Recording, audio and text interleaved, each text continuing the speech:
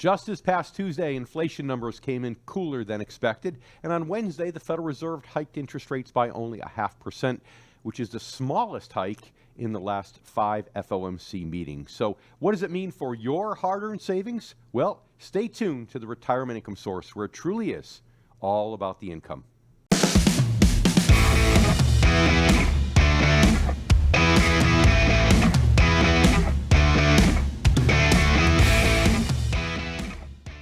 And welcome to the Retirement Income Source, where it truly is all about the income. I'm David Scranton. I'm here with Sarah Samuels. And you know, just this past week, inflation came in much cooler than expected, and the Federal Reserve did, as expected, raise interest rates only 0.5%. So the question, Sarah, is does this mean that inflation is cooling down? Does it mean that the Fed, started raising rates too early, too much? Are we going to have a recession? We got lots of good stuff to talk about today, do we not? Oh, yeah. It's going to be a great jam-packed show today full of important information that our listeners and our viewers out there need to know. So, Dave, let's get into this latest rate hike from the Fed. Sarah, I thought you were a nice Southern lady. I thought you were supposed to do the small talk and catch up. Oh, the pleasantries. I have to remind you this every show. So did you get to see the boat show parade, by the way, the boat parade this past weekend or no? I actually did get to see it, Dave, and it was so much fun. For our listeners that aren't in the South Florida area, every year around Christmas time, holiday time, they have a great boat parade down the Intercoastal. And Dave, of course, has a beautiful house right on the water, so he has a front row seat to all of the boats. They're all decked out in lights and decorations. It's really cool. No, it's really cool. It's nice. They have over 100 boats, and it's a contest, who's better than the other one. But this year I got to go to my neighbor's house, which is much nicer because they cater it, and the food is just ridiculous. So it was a real nice event. Came back home, and instead of cleaning up, I just went to sleep. It was awesome. It was That's the best way to do it. Be a party goer. Don't be the party host. That's right. That's right. All right, Dave. Well, now the pleasantries are over, so let's actually get into the news that our listeners are waiting for, right? So let's talk about the CPI numbers, actually, because we all know that goes into playing a huge role in what the Fed decides to do when they're raising or lowering or keeping interest rates the same. So the CPI came out, and that's the Consumer Price Index.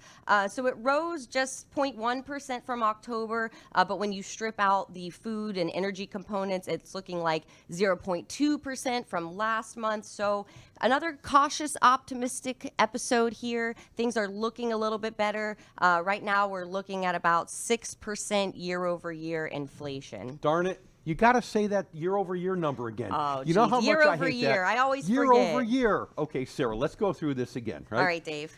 July was 0.0. Okay. August was 0.1. Now, if anybody's adding these numbers up at home, right, 0.0, 0.1. September and October is 0.4 each month, and this past month was, 0.2. So if you add all those up, you get to, 1.1 over 5 months. You extrapolate that over a year, and that's only 2.5%.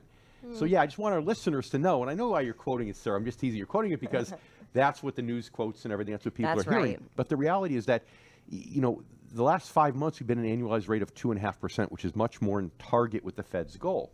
But when you look at a one-year average, you're also looking at the previous 7 months where inflation was much higher. Yeah. But we are trending in the right direction, certainly, over the last 5 months or so. Yeah. Well, I think you do make a good point, Dave, because the number that we see that year over year, that average, of course, is not always accurate. I don't think it gives a full idea of what the big picture is with the numbers.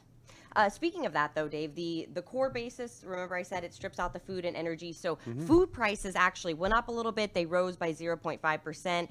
We're up over 10% from a year ago. So if you're still seeing the pinch at the grocery store, that is probably why. Let's get into our Ask Dave now. We have Jerry from California. He says, Dave, I'm happy these inflation numbers are moving in the right direction, but how long will it be before I feel it at the grocery store and the gas pump? Great question, Jerry. Right. No, and it's good timing. And what happens is that at the beginning of a pullback, think about it logically, right? People need gas. Goods and services are delivered with gasoline, whether it's on an airplane, on a ship, whether it's on a truck. That's right. And so food and gas and things are necessities. So what starts to happen as you get near a recessionary cycle is all the optional things start to go to the wayside. So people stop spending on voluntary items, luxury items, and spend on what they need. So inflation is still running hard on some of those necessities, although it's cooling significantly on some of the more optional items. And that's why we're seeing what we're seeing. So bottom line is, Jerry, when's it going to come back on the other side? I don't know. In part of it, it does have to do with the war that's going on over in the Ukraine. But usually in a recession, beginning of a recession, which I think we're heading toward, it starts with all these luxury items going away, the optional spending, and then it eventually cuts to the bone and people start buying down maybe less expensive food items, not going out to restaurants, maybe not eating steak, maybe eating chicken more.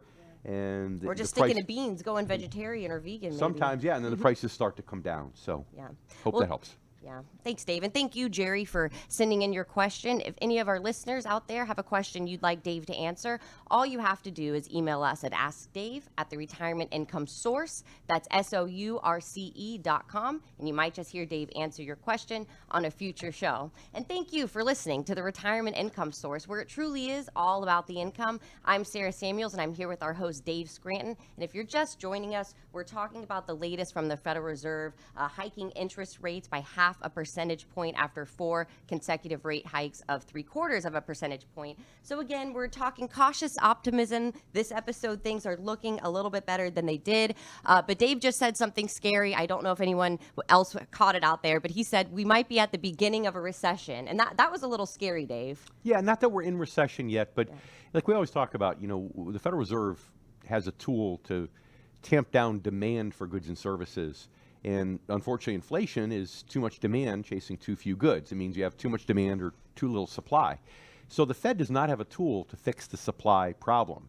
And so if they're working on the demand side, think about it. If you push down demand, great, maybe you start to push inflation down. But if you push demand down too much, well, that's called a recession. Right. So it's kind of like chemotherapy, I always say, right?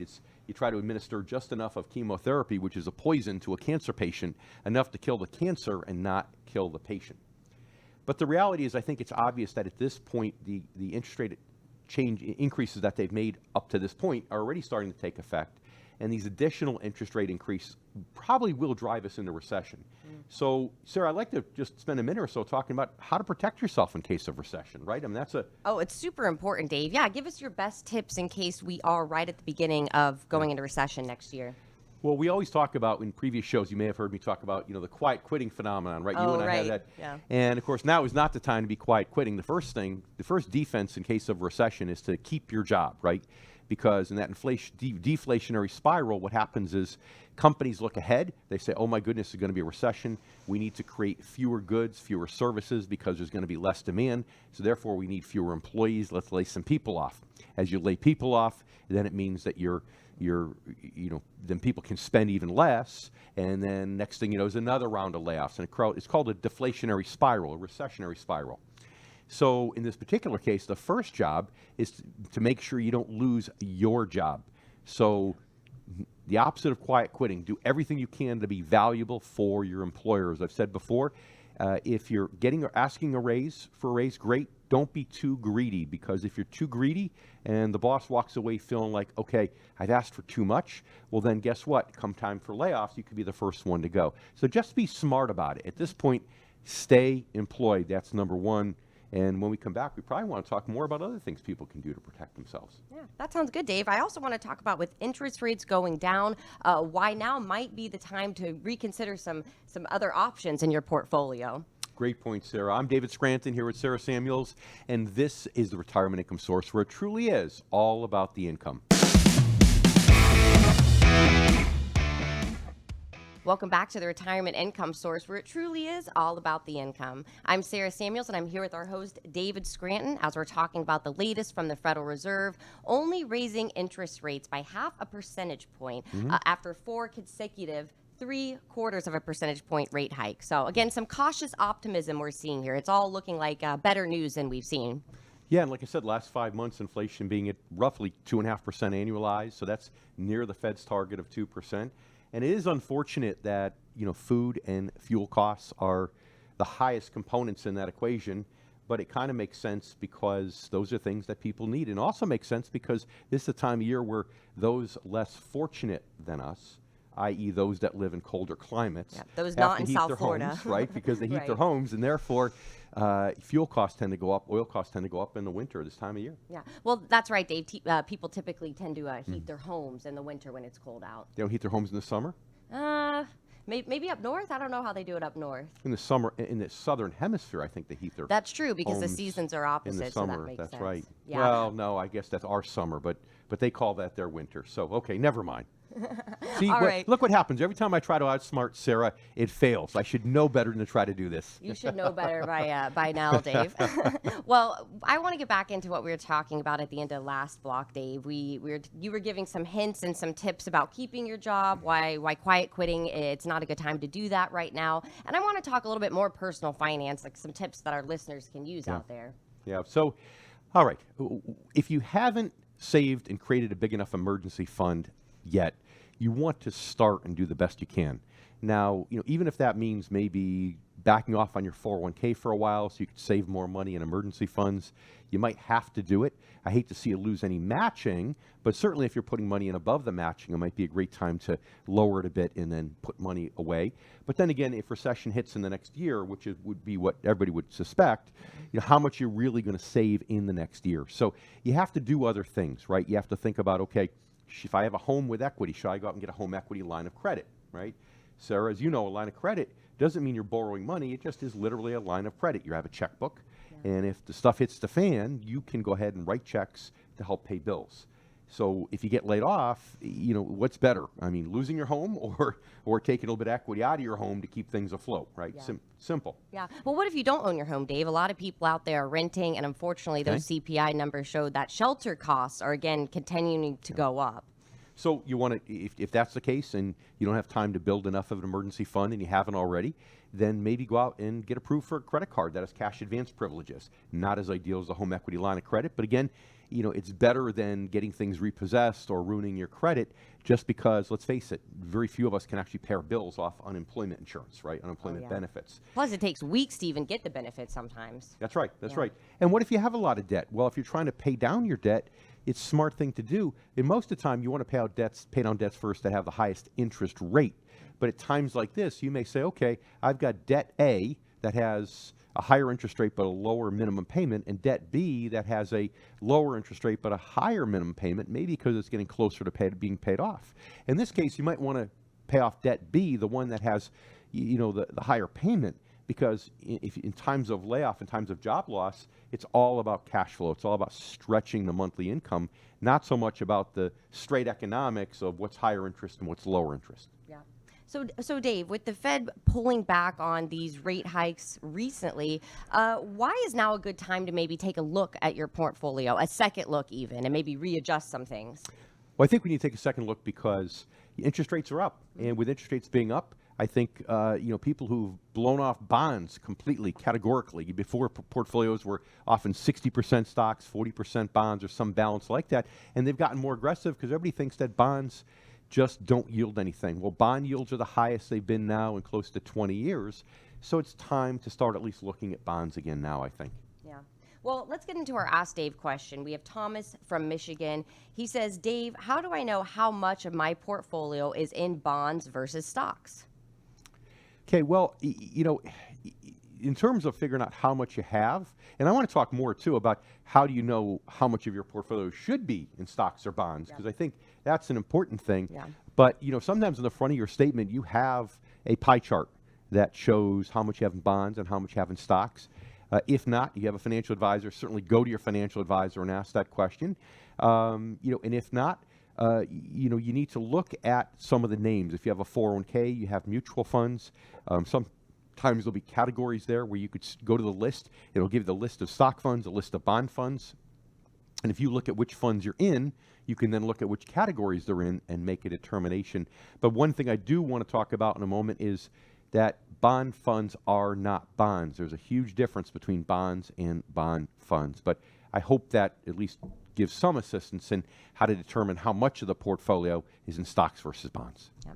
Well, thank you, Thomas from Michigan. And if any of our other listeners out there have a question that you want Dave to answer, or a retirement question, or any question at all you have to do is email us at askdave@theretirementincomesource. That's SOURCE.com. And Dave might answer your question on a future show. You're listening to The Retirement Income Source, where it truly is all about the income. I'm Sarah Samuels, and I'm here with my good friend and our host, David Scranton. And today, it really is all about the income, because that's what we're talking about. Bonds, stocks, everything you need to know about what the Federal Reserve is doing, and of course, how that's going to impact your retirement. So, Dave, how much should your portfolio be at bonds versus stocks? Well, great question, and gosh, we can finish up this show and spend the whole next show probably talking about that. I know, I can't get you going. You'll go on forever. Yeah, I know. But the reality is, in part, it has to do with your income needs, because traditionally bonds have generated more income for a retiree than stocks have, right? Right. Now, traditionally, in the past, right? There was a time just more than a year ago where that wasn't necessarily true, where you could get some high dividend stocks and earn more income on the stock side than on the bond side. And that's why people are shying away from bonds. But it's a different world now. Bond yields are back up again. So the real question is really twofold. Number one, how much income do you need from your portfolio? And, back into, okay, how much should I have in bonds? That's part of it. Or high dividend common stocks. And then the second part of it is how aggressive or conservative I am. Because even though, bonds have risks, bonds are more conservative than stocks, right? Because bonds are issued at a certain price and they mature at a certain price. So if a bond drops in value, it truly is a decrease in value on paper. When it matures, the issuer has to pay back the full par value, assuming, of course, there's no defaults or bankruptcies. You can't say that with stocks. So I love it when stock market-based advisors always talk about, gee, it's a paper loss. It's a paper loss. Well, that's easy for them to say. It's a paper loss because it ain't their money, right? It's their client's money. That's right. But when it's their client's money, it's not a paper loss because stocks don't have a par value, but bonds do. So when bonds drop in value, you literally have a paper loss. And more importantly, bonds pay a fixed income payment, a fixed dollar amount. So if you're retired or close to retirement, you know that you can count on the income. But unfortunately, Sarah, as you well know, that doesn't apply for bond mutual funds. Right, Dave. Well, tell us the big difference, because I really want our listeners to pay close attention here. They sound similar. They are not the same thing. So mutual funds are a great tool if you are a small investor and want to diversify. What do I mean by small investor? Maybe below $250,000, right?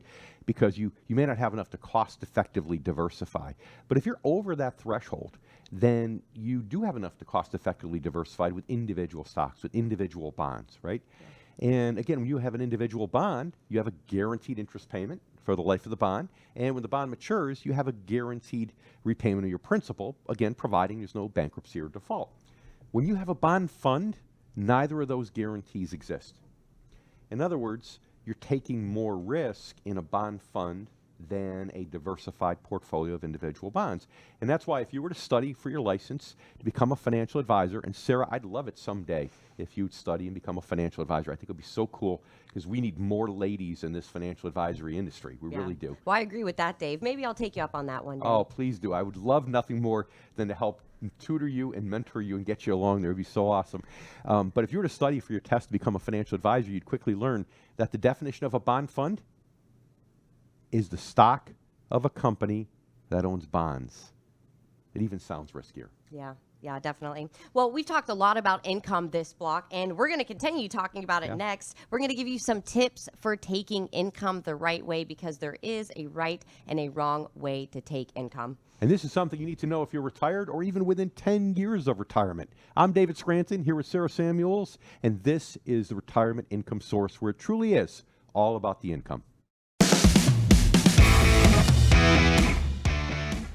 You're listening to the Retirement Income Source, where it truly is all about the income. I'm Sarah Samuels, and I'm here with Dave Scranton, and today we're talking about the Federal Reserve's latest moves. We're talking about income and, of course, how all of this can impact your retirement. So the Fed recently, just a few days ago, earlier this week, they came out with the latest interest rate hike, only hiking interest rates by 0.5 percentage point. Of course, this comes after we saw 4 consecutive 3/4 of a percentage point rate hike. So some cautious optimism, similar to last week. It looks like some good news out there. But Dave, tell us, with the interest rates getting pulling back on raising interest rates at least, why is now really the time to reconsider or rebalance your portfolio rather?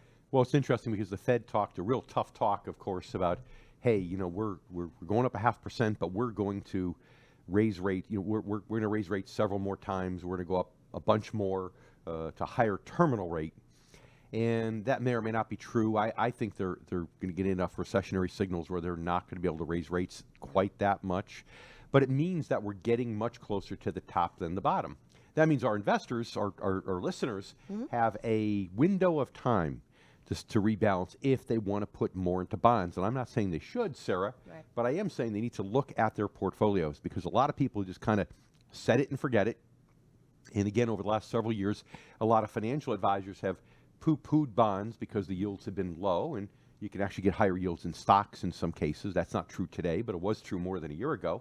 So as a result, now is the time, because if we hit a recession and interest rates come slamming back down again, you're going to find that all of a sudden the bond yields go back down. So now is a nice time, I believe, for those who need to have more bond exposure in their portfolio to lock in some higher interest rates. And again, when I say bonds, Sarah, you know that I'm not talking about just bonds. I'm talking about bonds and bond-like instruments, right? Yeah. Like you got bonds, you got preferred stocks, and other things like that that can pay a decent yield. Right. Well, the big difference is basically that guaranteed yield, right? Unless, of course, the company defaults, which is unlikely, but you can really count on that income, which is important when you're in retirement because you have to budget based off what you have in your income, of course. And speaking of income, Dave, let's get into this idea of these withdrawal rules. We've seen this a lot, where a lot of those Wall Street cheerleader financial advisors, they tout this 3 to 4% rule. Sarah, you know I have borderline blood pressure, right? I've been fighting my blood pressure now for all these years.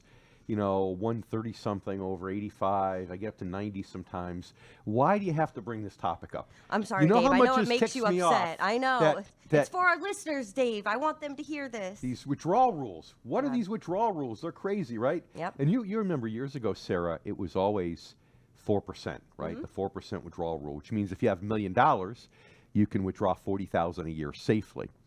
But you also know that a few years ago, a study came out saying it's closer to 2.7 or 2.8. Yeah. Right? Which means now if you have $1 million, you can only take $27,000 or $28,000 a year out. But here's what most people don't realize, is that that's still not a foolproof method. There's still a chance that you run out of money.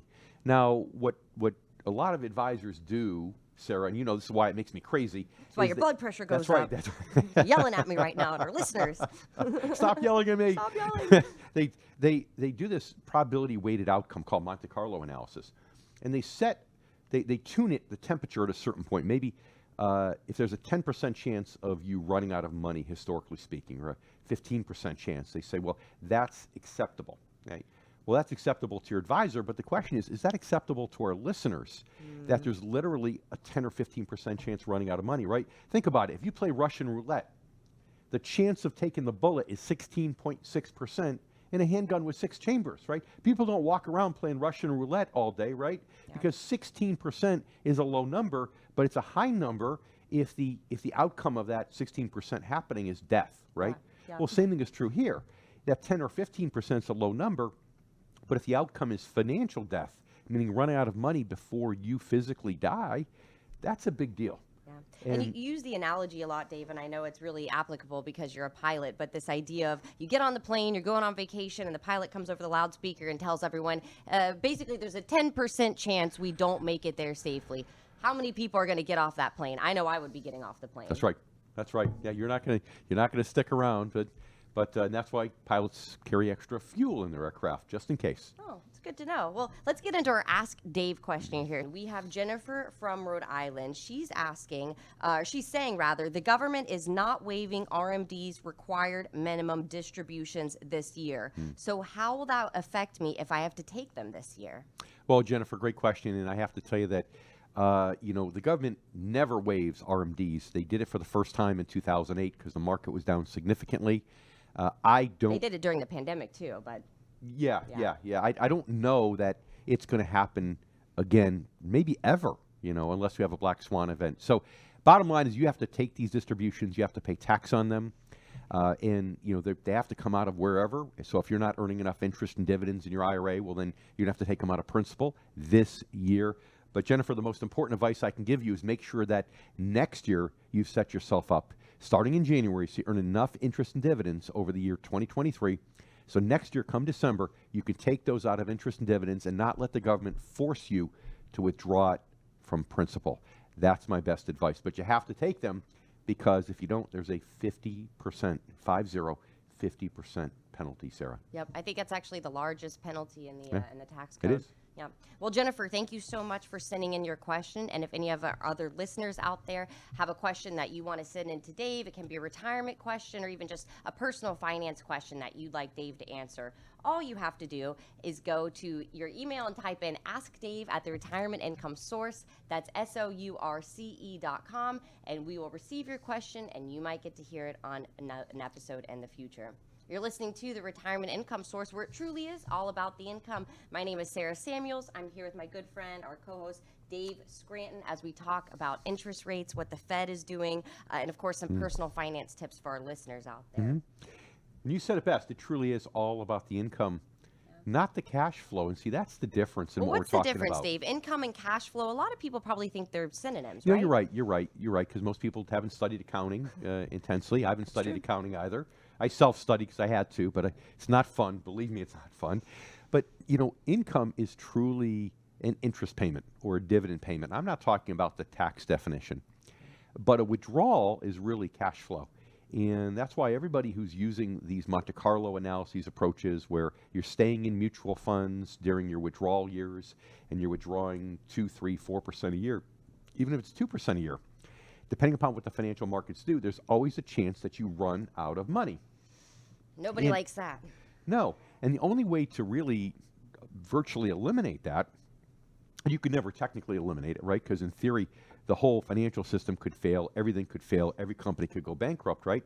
But barring that worst case event, the only way to eliminate the possibility of you running out of income is to just live off the interest and dividends. Don't take the principal. Right. So anything with the word withdrawal in it doesn't work. In fact, we had a conference for our financial advisors just in May. You were there, right? And you remember how I started off. My first slide was at all these major companies that are starting to come out doing retirement income plans. And I said, what is the problem with this phrase? And the problem, if you remember, was the word plan, right? Yep. Because if you need an income plan, it means you're withdrawing money. You're not taking interest and dividends. But if you're living off interest and dividends, you're just taking your income, real income, then you don't need a plan because you're getting actual income. Yeah. It's that simple. Well, it's really the difference, Dave, between a renewable stream of a resource versus a non-renewable resource. And income is truly a renewable resource where you can really count on that money every quarter, every month, however you have it set up. Yeah, it's like, my apartment building analogy, right? If you have 20 units here in an apartment building, you can turn them into condos. You could sell off 1 unit each year during retirement, spend the proceeds. That's great, but after 20 years, guess what? You're out of money, right? And you have no apartments left. Right, exactly. Or you can go ahead and you could take those and turn them into rental properties and just live off the rental income. Right. Or as a good friend of ours in the Midwest likes to say, it's like on a farm, right? If you have chickens that lay eggs and you're retired, you don't want to eat the chickens. If you start eating the chickens because you're hungry, you're not going to have very many eggs in the future. But if you eat the eggs and keep the chickens alive, you'll have more eggs tomorrow and the day after. And that's basically what we're talking about. Unfortunately, these cancerous withdrawal methods don't satisfy that goal. But income, whether it's taken through the withdrawal method or whether it's taken through interest and dividends, creates taxes. So coming up, we're going to talk about taxes and what you can do to help protect yourself when you retire and need to take income. That's right, Dave. I'm Sarah Samuels, and I'm here with David Scranton, and you're listening to the Retirement Income Source, where it truly is all about the income. And welcome back to the Retirement Income Source, where it truly is all about the income. I'm David Scranton here with Sarah Samuels. And if you're just tuning in, gosh, we have a lot to go, but you also missed a lot. So far, we talked about inflation, how inflation seems to be taming a little bit as of the report just this past Tuesday. As a result, the Federal Reserve raised rates by only 0.5% just on Wednesday. And we also covered, things you can do to protect yourself in case of recession, as well as the right and wrong ways to take income from your portfolio, which, Sarah, as you know, is something that's an important topic, whether you're retired or even within 10 years of retirement. So I want everybody to understand that even if you're 10 years away from retirement, maybe you're in your mid-50s, you still need to be thinking about this and planning for this. Right. Well, it's extremely important, Dave, especially for our listeners out there and people that watch our show, because you do not want to be withdrawing on your principal. You want to figure out a way to continue that renewable stream of income through interest and dividends. You do not want to be cannibalizing your principal. That's right. And that's why I meant the blood pressure comment we made before. These withdrawal methods are crazy, and financial advisors are still being taught to a certain withdrawal rate, that we could be in mutual funds, we could be in exchange traded funds, we can withdraw 4-3% per year. Doesn't matter what it is. Bottom line is that whenever you're withdrawing money and it's not being satisfied by interest and dividends, you're taking a risk of running out of money, because when the markets go down, and we know they go down, they're down now. Oh, they're up and down all the time. Yeah, they're down right now. When they go down, you have to sell more shares to get that cash flow, to get that monthly income, and you start cannibalizing principal. And here's the other trick that advisors play that I want our listeners to be aware of, is fees, right? You can only withdraw the amount of income after fees. So if somebody's, let's say an advisor is doing a decent job and getting you a 2.5% interest rate or dividend yield, which, by the way, is high today. Unfortunately, I mean, a lot of our investors that work with our company, they have yields of 4 or 5% after fees, right? 4 or 5% after fees and interest and dividends. That's the difference between an income specialist, though, Dave, and just a run-of-the-mill financial advisor. True. But, your average advisor, let's say, gets you a 2.5% yield, and I'm being generous there. But then they take back 1% in a management fee. So that means you can only spend 1.5%. They're getting 1, you're getting 1.5. Heck, they're getting almost as much as you. And that's why I really think now is the time to focus on, look at bonds again, or look at high dividend stocks. Some stocks have been beaten up. Bonds have been beaten up. It's a great time to do this. Lock in higher income yields, because when you retire, like we say, retirement is all about the income. Yeah, absolutely, Dave. So now let's get into what we promised just before the break. Income, there's many different sources of income. There's Social Security, there's your dividends, there's all kinds of different things you can take. But how does it really affect your taxes, generally speaking? Because, of course, this is going to be specific for each person out there. But generally speaking. Yeah. So, the most important thing when planning is to try to get ahead of the curve here. If you're 72 and you have most of your money in an IRA or 401k, like a lot of folks do, and now you're forced to take withdrawals, it's probably too late to do much about it, right?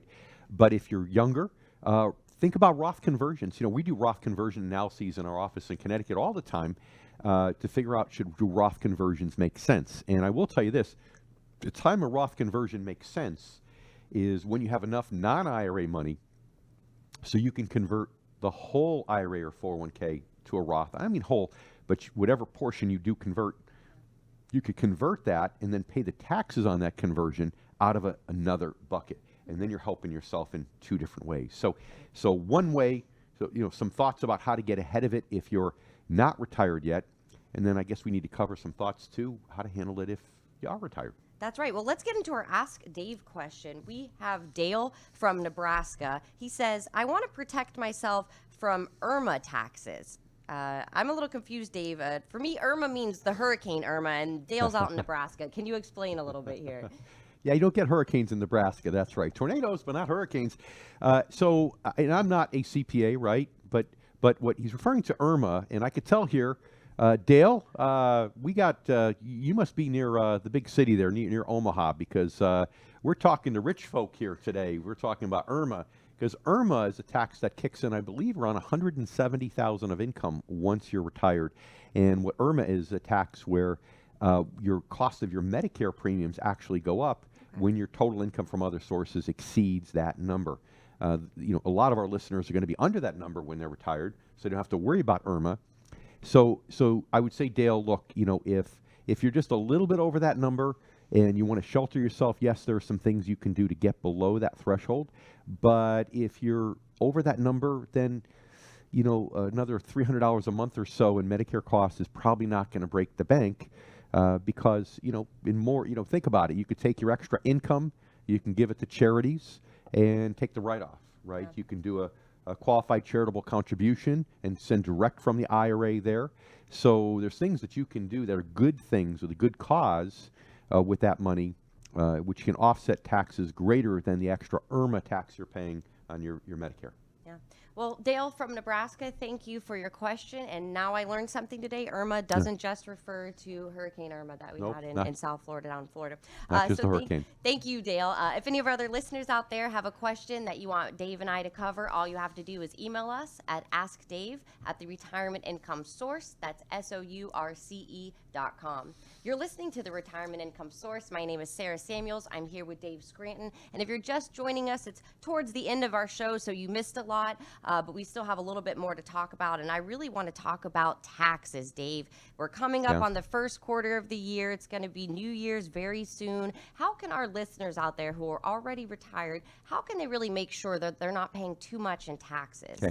So when I talked about Roth conversions, that's more of a tax strategy to save taxes in the future. You pay more now, you save it in the future.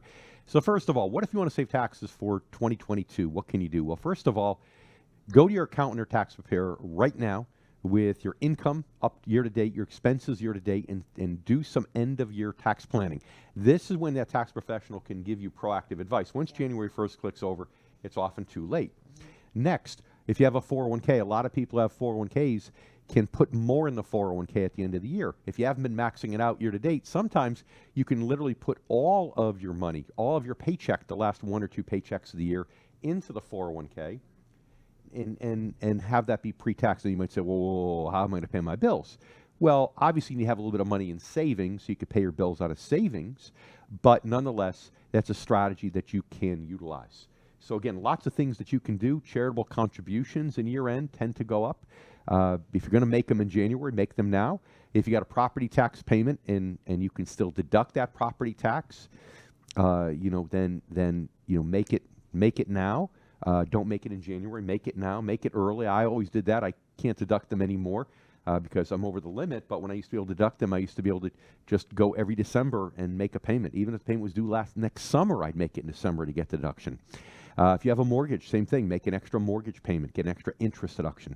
So lots of things you can do to save taxes this year. Yeah, I think one of the most important things you can do if you're a listener out there is really go to an income specialist, someone like David Scranton or someone within our Retirement Income Source network that can actually provide you with the information that's specialized for income in retirement. Yep, and because in retirement, to answer your question from before, the best thing you said was, okay, how do you save taxes in retirement? Well, the most important thing is to look at your buckets of money, right? How much money you have that's taxable, how much money you have in IRAs and 401ks that's tax deferred, how much you have in tax-free instruments like Roth IRAs. And you want to try to get that balanced the best you can. So even if you're retired but you're not 72 years old yet, you want to start to figure out, okay, how can I balance that? Where's the most efficient place to take from my buckets of money? Should I take from bucket A first, bucket B, bucket C? Now, we just talked about not taking withdrawals of principal, right? Right, yep. So I'm not a big fan of that. But here's the dirty little secret. If your overall portfolio is generating enough interest and dividends, net of fees, to generate the income you're taking, then if you take all the withdrawal from one account or another because it's more tax efficient, that's not the end of the world. I don't have a problem with that, providing your portfolio overall is generating enough interest and dividends, right? Yeah. So you can certainly decide, okay, I'm going to take from my taxable bucket first because I want to say I took Social Security early and I want to get tax-free Social Security benefits for a few years. Or I know my RMDs are going to be huge because my 401k is huge. I want to take it from the IRA first so that when RMDs kick in at 72, I don't have a big tax increase. So again, looking at your buckets of money and where you withdraw from first. Yep. And again, that's why it's important to work with someone who actually specializes in this so that they can help you with all of this. If you missed part of today's show and you want to catch up on the show, maybe you want to send this link to a friend. Dave and I would love it if you did. All you need to do is go to the Retirement Income Source. That's SOURCE radio.com, and you can send this show to a friend. I'm David Scranton here with Sarah Samuels, and thank you so much for joining us once again. And we hope you'll join us next week also on the Retirement Income Source, where it truly is all about the income.